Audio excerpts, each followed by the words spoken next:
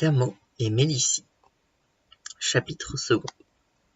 Le miracle se produisit enfin, vers la fin de nos vacances.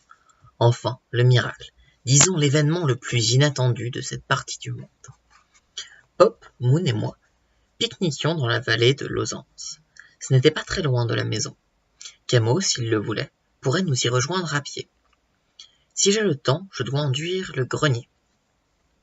Quand tu auras fini avec le grenier, avait dit Pop en riant, descends donc à la cave, j'y ai repéré des fissures. Et quand tu auras retapé toute la maison, attaque-toi au monde, il a bien besoin d'être reconstruit lui aussi. Mon arrière-grand-père, le russe, a déjà essayé de le reconstruire une fois, répondit Camo très sérieusement. Et il ajouta, ça n'a pas trop bien marché d'ailleurs. Plus tard, en mastiquant, d'un air pensif, Pop avait lâché. Il est inouï ce garçon, il sait vraiment tout faire.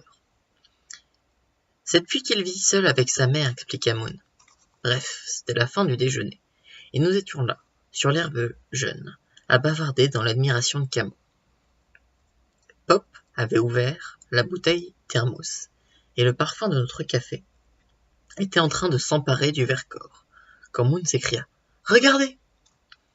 Nos regards suivirent son doigt tendu, au bout duquel, là-bas, un cycliste était sorti de la route pour dévaler vers nous, à travers champs.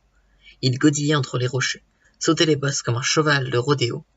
Les garde-boue de sa bicyclette lançaient des messages chaque fois qu'il captait le soleil.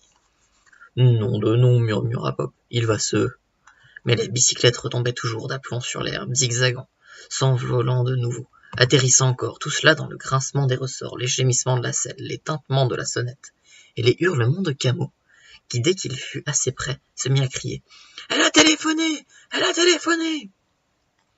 Ce vélo noir, à la crinière éclatante, c'était vraiment le Mustang fou, cherchant à expédier son cow-boy sur la lune. « Attention !» cria Pop en stressant de toute sa taille. « Freine !» Et Pop se mit à gesticuler, comme un de ces types à casquette phosphorescente sur les porte-avions, quand le zinc donne l'impression qu'il va tomber dans la flotte. « Arrête-toi !» Moon et moi battions l'air, tout comme Pop. Camo devait prendre ça pour des applaudissements, parce qu'au lieu de ralentir, il lâcha le guidon, et, au plus fort de sa vitesse, fit les gestes du vainqueur devant la foule en délire. La bicyclette tchécoslovaque s'envola une dernière fois. Au lieu de retomber sur le sol, elle plongea dans la barrière de barbelés que nous avions tous vue, mais que la dernière butte d'herbe folle avait cachée au regard de Camo. Et Camo continua, sans sa mouture, bras écartés dans l'espace, comme quelqu'un qui aurait enfin découvert le truc des oiseaux. Seulement, ce n'était pas exactement un oiseau. C'était un adolescent plutôt râblé, qui pesait déjà un bon poids et qui vint s'écraser lourdement sur les restes de notre pique-nique. Cris, précipitation, 3 têtes penchées, 6 mains tendues, mais l'autre qui ouvre les yeux et répète dans un sourire béat « Elle a téléphoné !» Sa mère l'avait appelé de Gori, province de Tiflis, Géorgie, ex-URSS. J'étais là-haut, en train de repeindre la lucarne du grenier, et je me suis dit qu'il était temps d'aller préparer le civet pour ce soir. Bon, je descends à la cuisine, et qu'est-ce que je vois coller à la porte pendant que je dépiote mon lapin? Un avis de la poste. Avis d'appel téléphonique. Ah mon nom! Je regarde l'heure. 13h45. Le lieu, poste de la Chapelle en Vercors. Il me restait tout juste 10 minutes. Impossible d'y aller à pied, je ne serais jamais arrivé à l'heure. Ma première idée, ça a été d'emprunter la bagnole de ton père.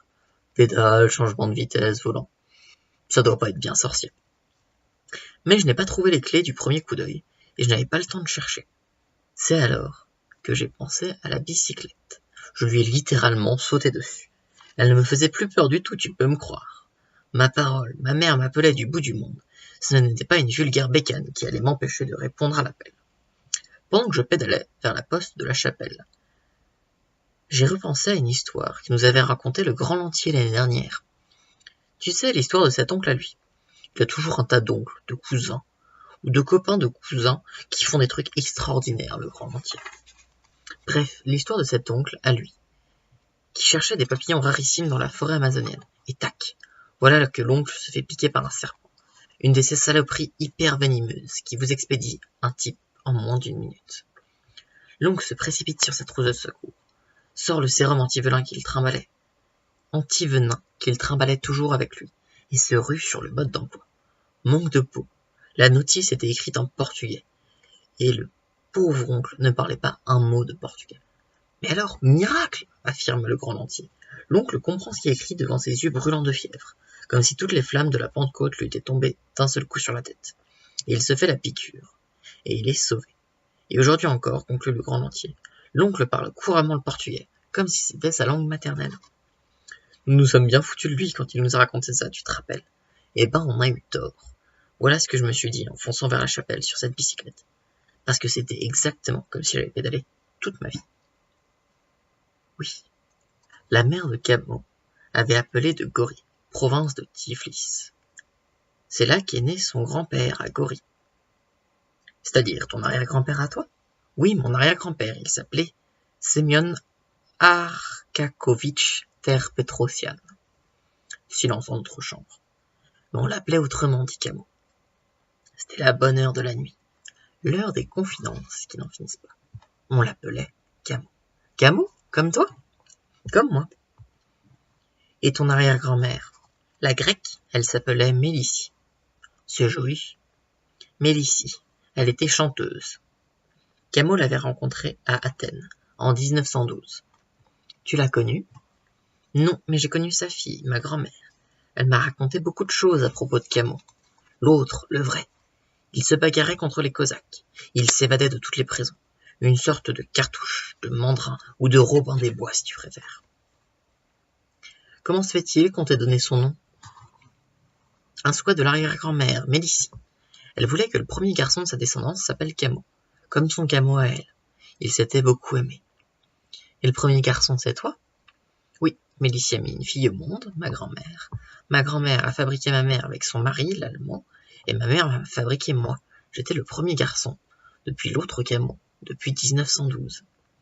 Camo, ça veut dire quelque chose comme nom? Ça veut dire fleur en géorgien. Et Mélissie en grec, tu sais ce que ça veut dire?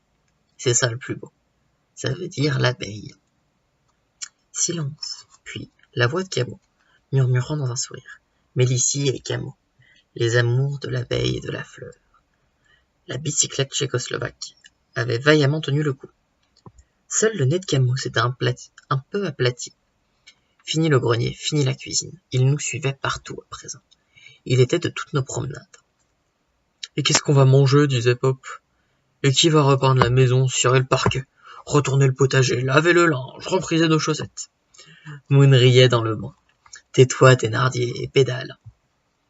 Ce que Camo faisait rire à sa bicyclette. Ce que Camo faisait faire à sa bicyclette. Incroyable.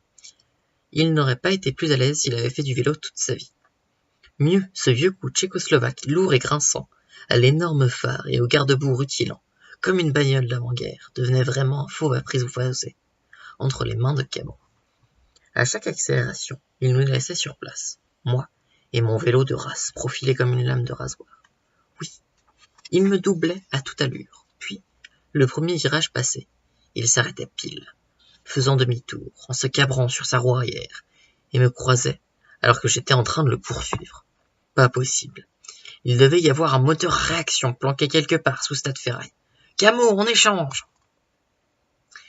Il me prêtait toujours volontiers son bolide, mais à peine l'avais-je enfourché que la bécane perdait toute sa puissance. Exactement comme si on avait greffé une paire de pédales sur un Kingston. Te fatigue pas, disait Camo, elle n'obéit qu'à moi. Ce mot m'est fort comme deux Turcs, disait Pop. Un des derniers soirs, je lui demandais. Et t'as peur, Camo? Quelle peur? T'as peur du vélo, t'as peur sacrée. Il réfléchit un moment et dit. C'est comme un rêve que j'aurais oublié. Un peu plus tard, il dit. Tu sais le grand lentier? Oui. Eh ben, je crois qu'il est moins con qu'il en a l'air. Il laissa passer un bon moment avant d'ajouter. La nécessité nous fait vraiment faire des choses extraordinaires. Là, je rigolais doucement. Monter sur un vélo, par exemple. Mais Camo ne riait pas. Oui, monter sur un vélo. Quand quelque chose, en nous, hurle qu'il ne faut pas le faire. Tu crois au pressentiment, Camo? Silence. Puis, Camo répondit.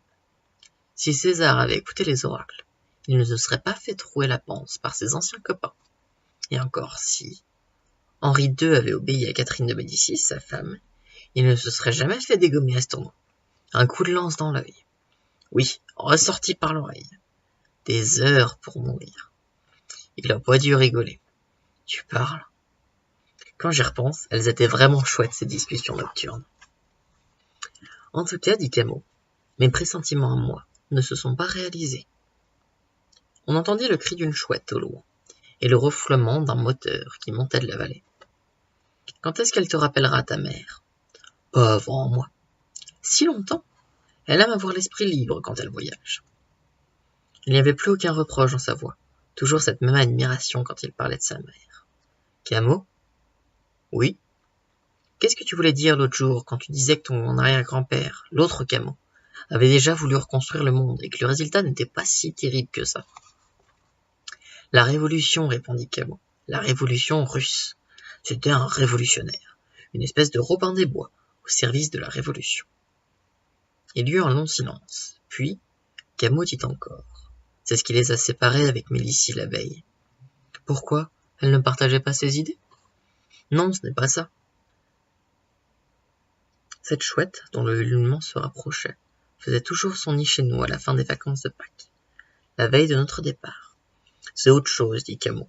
Je crois qu'il n'y a pas assez de place pour deux passions dans le cœur d'un révolutionnaire. Et longtemps après, dans la nuit, je l'entendis murmurer.